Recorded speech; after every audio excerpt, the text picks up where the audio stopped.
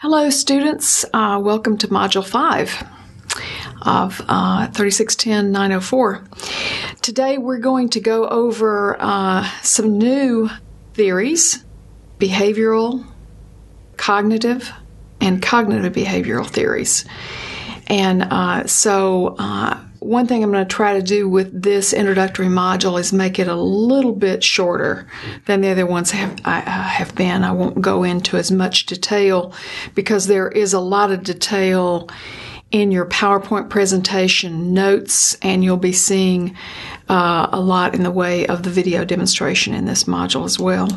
So just to begin, we are keeping on key with our objective number 4 in the syllabus, and we're getting toward about halfway here through all the theories that we are studying. So in D2L, you will see PowerPoint presentations, and there are 3 of them there. This PowerPoint presentation from the introductory video is there. There's a PowerPoint presentation on behavioral theory, and then there's a PowerPoint presentation on the 2 theories, cognitive theory and cognitive behavioral theory. And I'll go over a few highlights of those. But as far as the rest of the D2L content is concerned, there's a video that you'll be watching as a demonstration of cognitive behavioral therapy. And, of course, the directions for study are there, your discussion group directions. And there's an example of a treatment plan in D2L that I want you to look at too. And we'll talk about treatment planning when we get into behavioral and cognitive behavioral therapies. So just a note or two on the administrative side. You can access the video through D2L. I put a link there for you, or it might be easier for you just to go to the ETSU homepage and search libraries and follow the directions there on the discussions.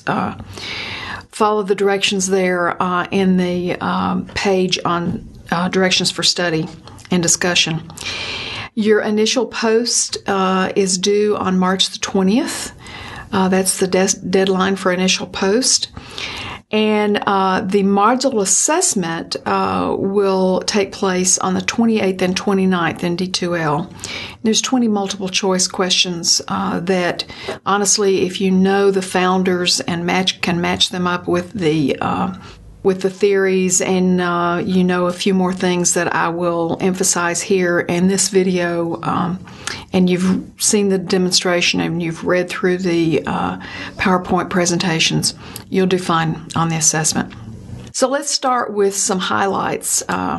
First of all, I should tell you that behavior therapy came about, after there was a lot of new changes in the person-centered, the Gestalt, and the existential theories.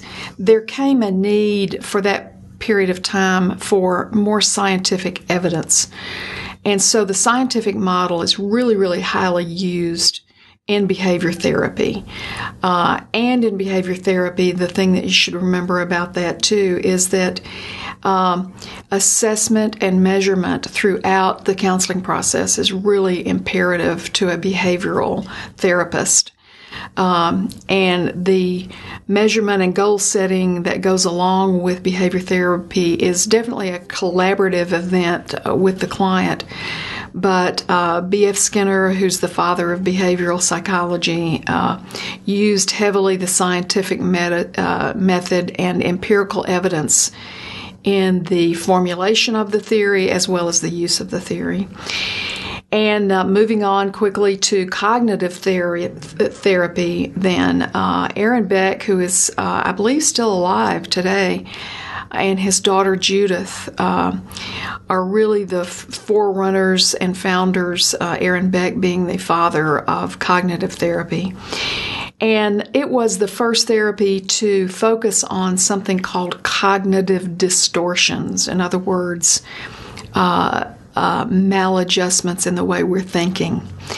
So as you might expect, cognitive therapy is about thinking and about cognitive distortions.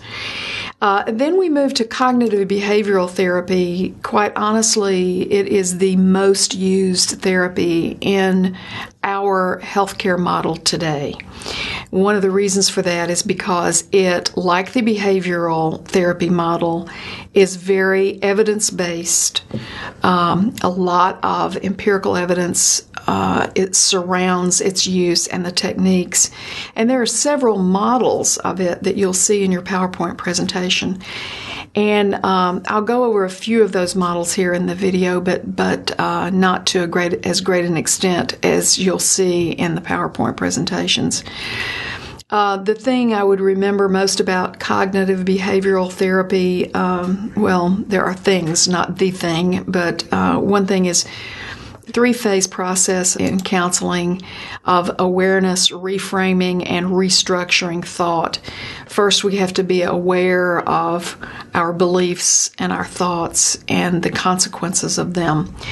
And if it's a belief that is distorted, then we actually do a reframe. You'll hear in cognitive behavioral therapy treatment planning sessions, for instance, about how the client needs to reframe their cognitive distortion and restructure it and move on in therapy.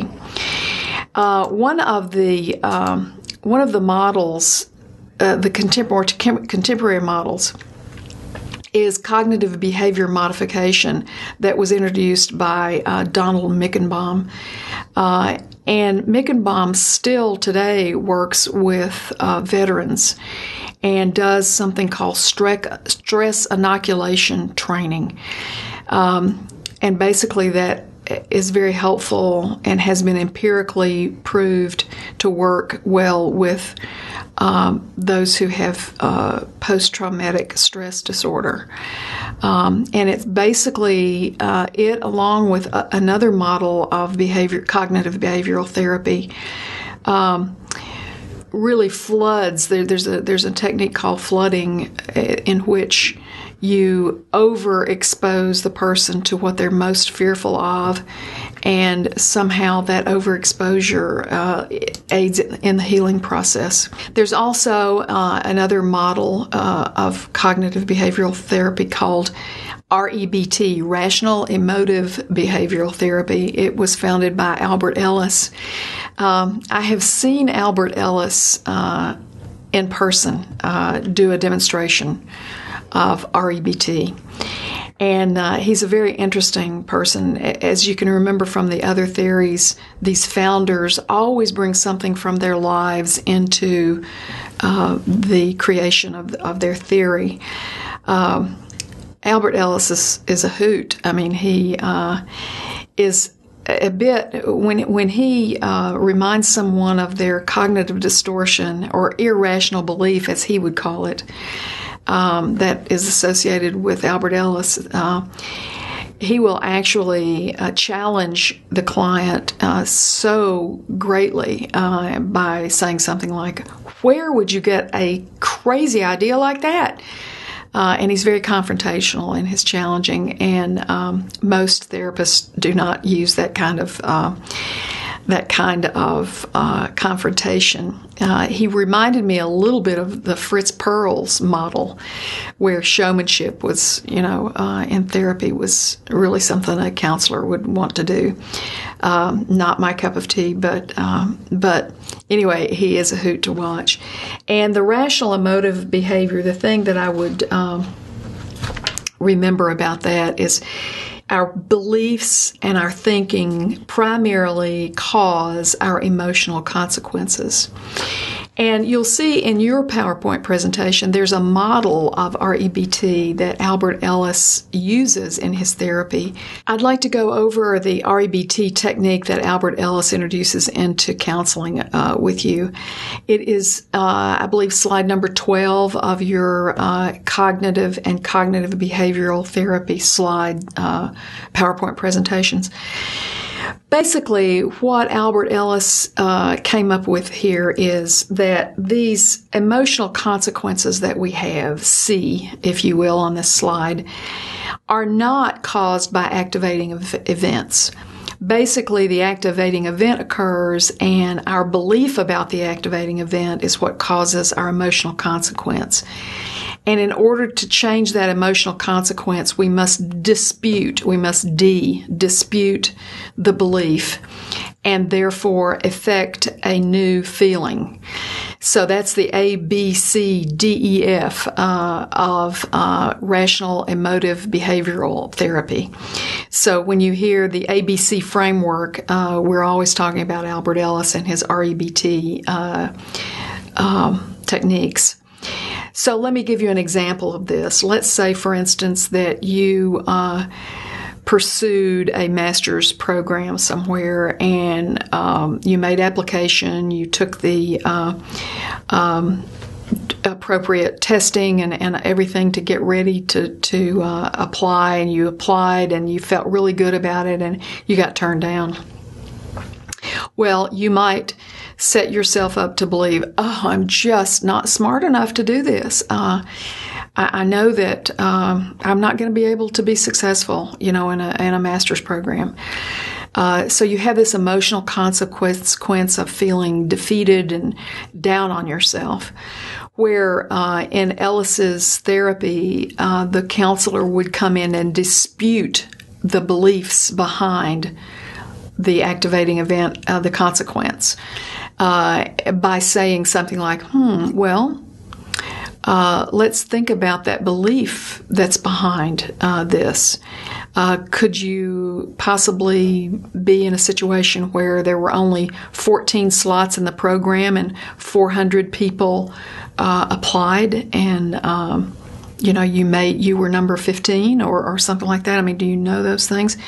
And what other pieces in your life have you been successful at, so that we don't continue being down on ourselves with this consequence of not having been chosen in the master's program? So you get a new effect. You might get a new feeling that, I wasn't in the top 14, but that doesn't mean there aren't other programs that I could apply to and maybe get accepted in, and I'm going to do fine. So you see that disputation is associated with the REBT technique. So the only thing that I would add to Ellis's REBT techniques and therapy is that shoulds. He really focuses on the shoulds in life, and says that the shoulds that we have and the musts and the ought tos are really irrational beliefs that we bring upon ourselves. And moving on to reality therapy, there's a lot more about reality therapy in your PowerPoint presentation. But you would associate reality therapy with William Glasser, of course, and his idea about all of us having an ideal world, and that all the things that we do in life are striving, that we're actually striving to reach that ideal world, that ideal life. And so he would ask some questions of the client about this ideal world.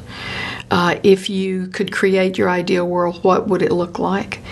He also felt that ideal world had people in it. So there's a big significance on the social aspect in reality therapy as well.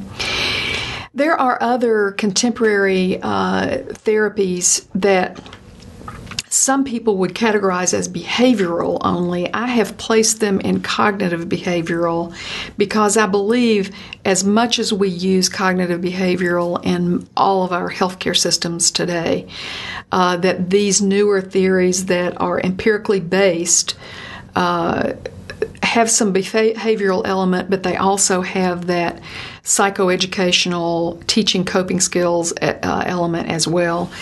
And some of those theories are listed in your PowerPoint presentation, and I really want you to go over those. Just because I'm not going over each one of them here in the highlights doesn't mean that they're not important in CBT, and that they and also that they would they will be on your assessment, which is the 20 matching questions.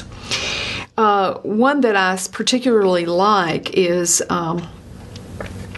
ACT, developed by Stephen Hayes, and it's all about awareness and mindfulness, and it brings in that Eastern element, a more Eastern mindfulness theory of meditation and relaxation and that sort of thing.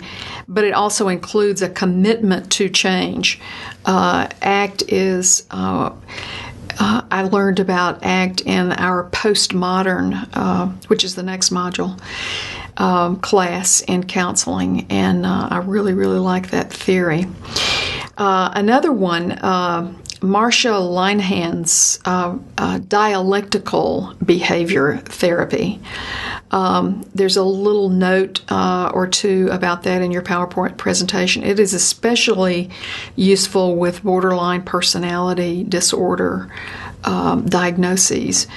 And it's very hard to find a therapy that works with that diagnosis as well as DBT. So there's more information about all the cognitive behavioral therapy newer models in your PowerPoint presentation, so be sure to look into those closely. And of course, we won't leave the highlights of the module without focusing on the strengths and weaknesses from a multicultural aspect of these theories. Really, it's a strength of behavioral in that it is so objective. But the weakness of it is very heavily skewed on measurement, assessment, and techniques rather than the client's context. And, we are built from our stories, I believe. And there's not a lot about storying in behavioral therapy. And from a cognitive therapy standpoint, you do use an individual's belief system in the self-exploration portion of cognitive therapy. But it is so rational that some cultures don't value that rationality nor the assertiveness that it espouses in their cultures. And CBT, the strength is with it is just absolutely so movable into and integratable, if you will, into other theories. And it does, however, really place a lot of responsibility on the client. It's got a negative view of dependency, and some cultures, think that dependency and interdependency is the way they want to live. So those are the multicultural aspects. So what we've gone through here by the end of the module will have been the founders, the basic assumptions of the theories, the key concepts, primary techniques of and role of the counselor, and the multicultural considerations. So with that, that's it. I hope this video is shorter than the other ones have been, and I'll see you in the discussion area.